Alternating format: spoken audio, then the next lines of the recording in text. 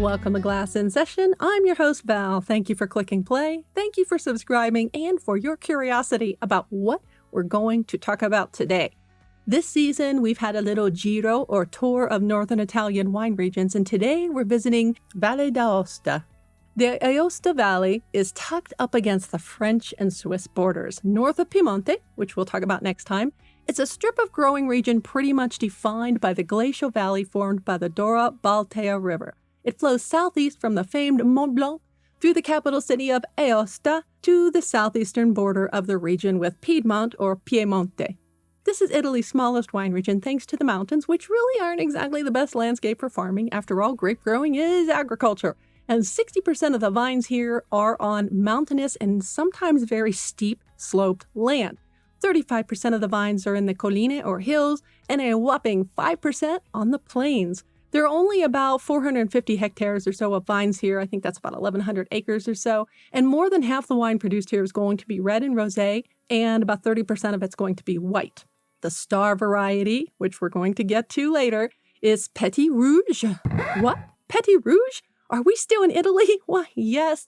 Yes, we are. And this is the cool thing about the Valle d'Aosta. Like we saw in Trentino Alto Adige with the German influence in language, food, wine, culture, etc., so it goes here with France right next door. If you love all things French and Italian, which I will admit, 90% of the wine I like to buy, and the languages I love the most, and the food I love to eat is French and Italian, then this is a Franco-Italophile's paradise, or is it an Italo-Francophile's paradise? Either way, sign me up, pour me a glass of that there Petit Rouge, and find me some Fontina DOP cheese, as this is one of the region's specialties, along with Valle d'Aosta Jambon de Bos DOP, some kind of cured ham, or what I refer to when I talk about all of Europe's succulent pork products as pig candy.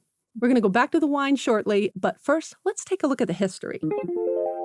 And all the way back to the Bronze Age we go. Yes, archaeological evidence of vine growing has been recently discovered in the areas of Saint-Martin de Collignon at Aosta.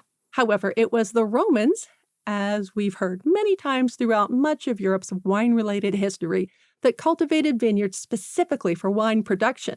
Archaeological finds dating back to the 1st century CE, current era, have given us everything from amphora to pitchers and jugs and what have you discovered at sites near Aosta. Once the Romans, fell, well, this region too fell under the Kingdom of Burgundy in the 5th century, and there it would stay, ruled by the House of Savoy or Savoie, until Italy's unification 1400 years later.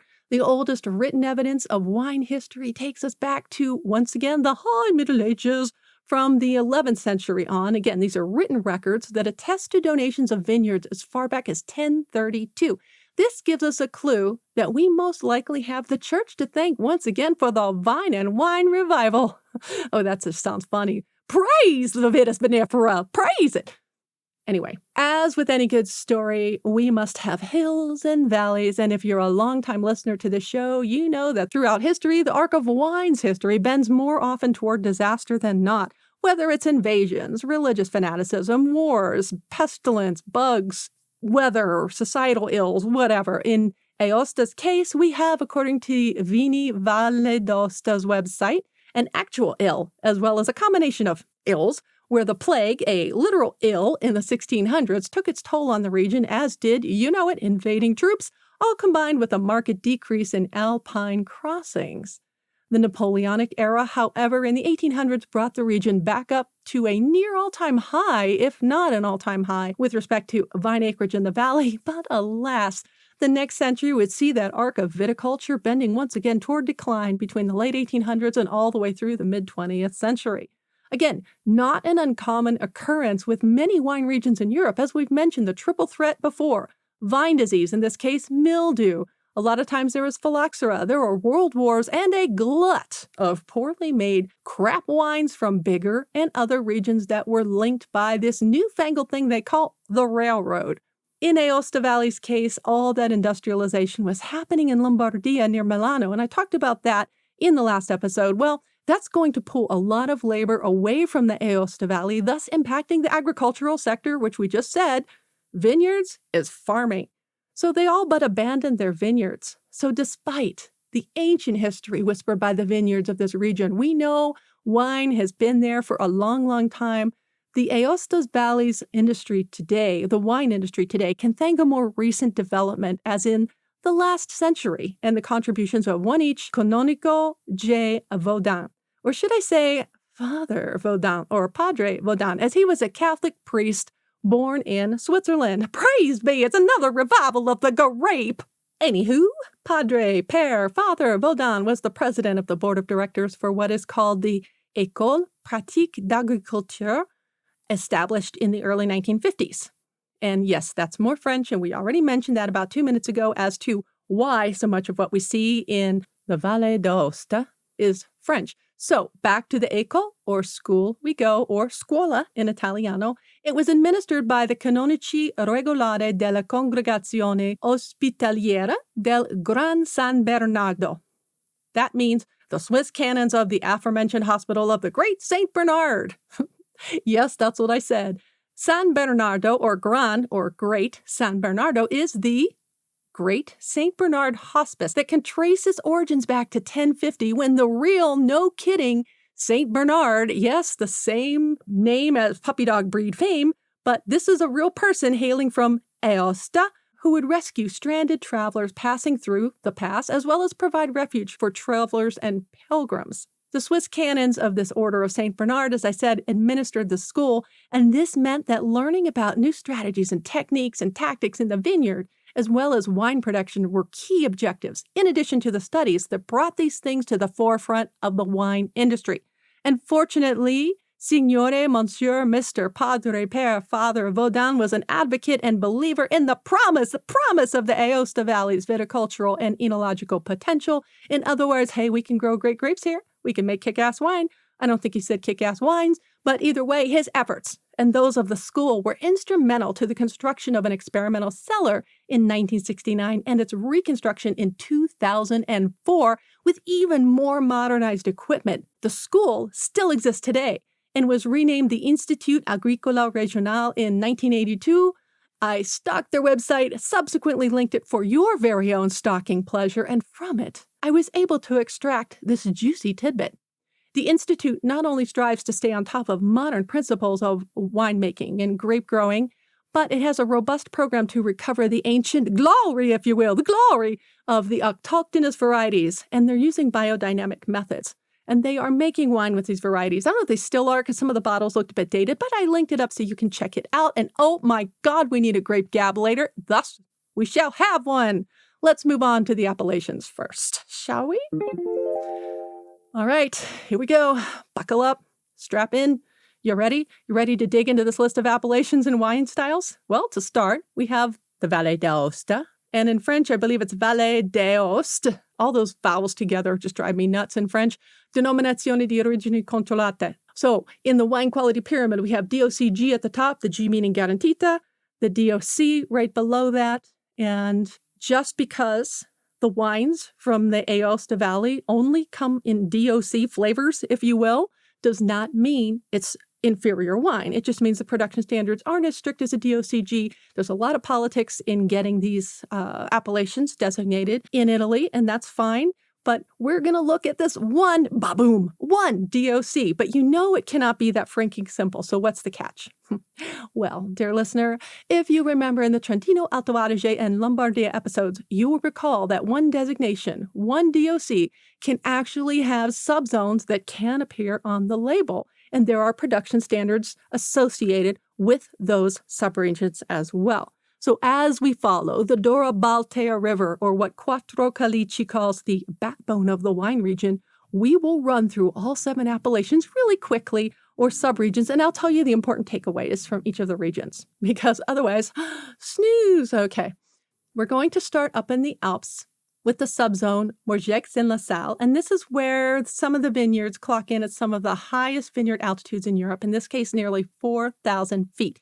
There is also here the singular home to the Pré Blanc, a white grape that can make citrusy, floral, and fresh, and sometimes with notes of hay or almond, white, still white, sparkling, and dessert-style wines, or what the Consorzio has as a Vino Fermo, which would be the still wines, Spumante, sparkling, and Vino da Meditazione, which is a meditation wine. In this case, ice wines. And I'll link up my ice wine episode. So even though the website says they make ice wine one word, there is a difference between ice wine with an E, ice wine one word, and ice wine two words, and the way it's made by law.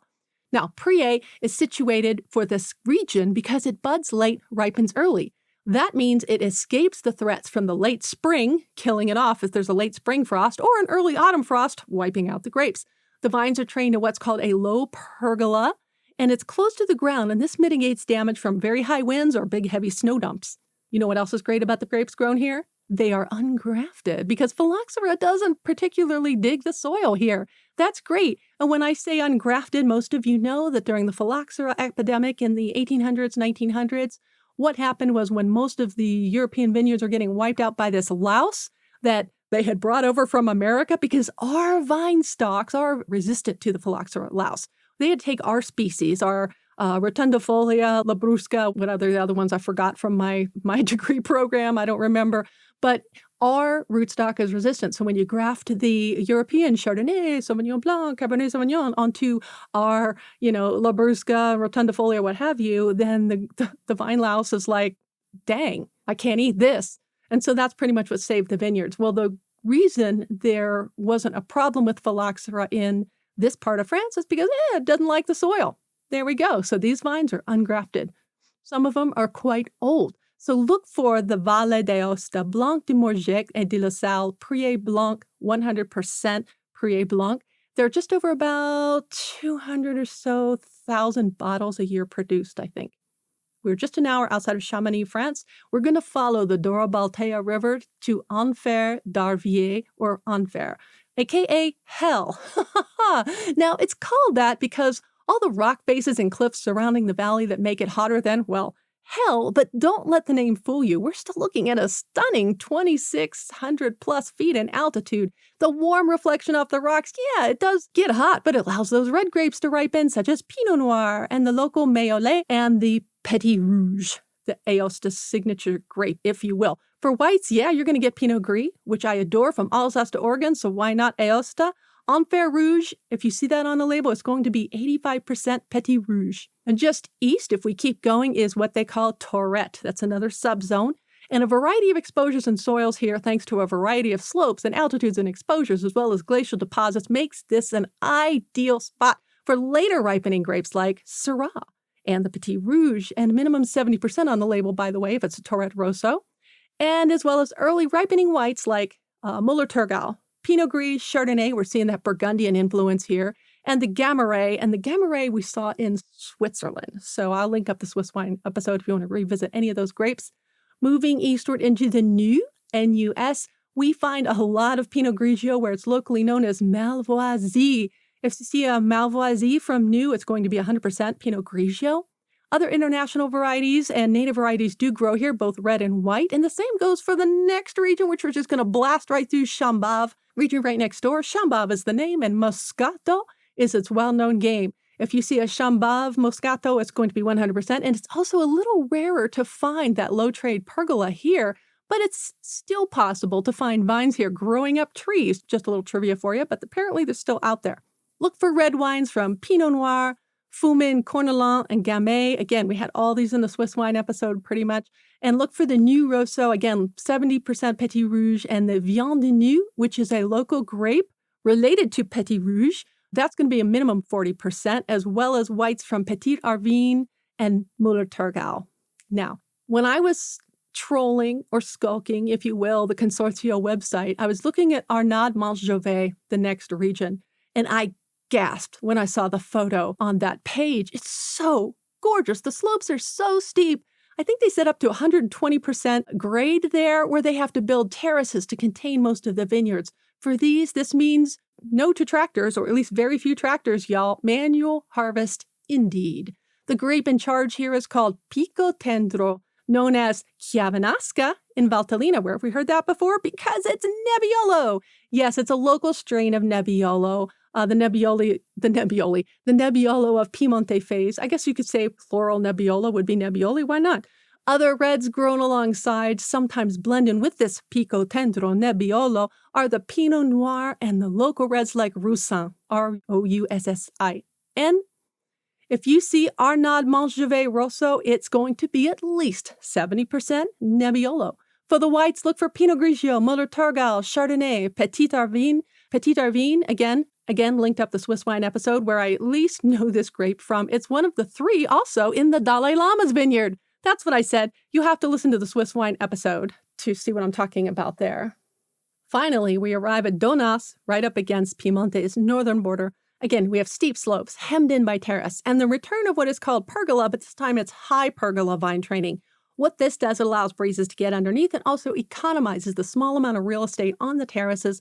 And here, because tractors aren't sexy, or I should say easy to use, you'll see monorails used for harvest operations, and you'll see those in a lot of vineyards, and I've seen them in the Liguria, actually. Again, the local here is Pico Tendro, aka Nebbiolo, 85% minimum 85% minimum Nebbiolo for Donnas Rouge, as well as another variety you'll see in neighboring Piemonte, the Freisa. We're also going to see Pinot Grigio for whites and the Herbaluce I talked about in the Franciacorta episode. Yes, linked. Now, we see the Burgundian influence in the grapes like the Chardonnay, the Pinot Noir, and the Gamay. We see the Swiss influence in the Petit Arvin, the Cornelin, and the Gamaret. So what's up with this Petit Rouge anyway? I did not rhyme that on purpose, but now it's time for a grape gab, so we're going to cork-dork this out.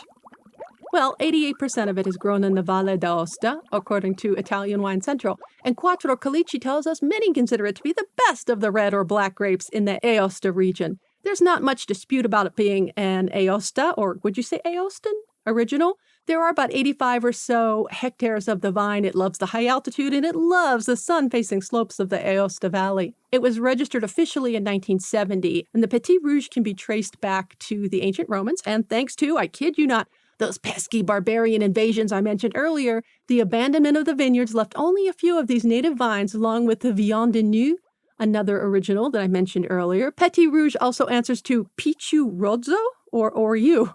A Pichu Rozzo sounds like a video game character. Anyway, Petit Rouge, I guess in here we could call it a black grape, but it has tiny berries and the wines made from it range from almost purple to garnet with pronounced aromas of blackberry, raspberry, blueberry, fruits like that, and floral notes. I've seen everything from violet to something called dog roses. I don't know what those are, and rose hips. They tend to be medium-bodied, overall fruity, and sometimes even spicy, and I think that could come from the wood a lot of times.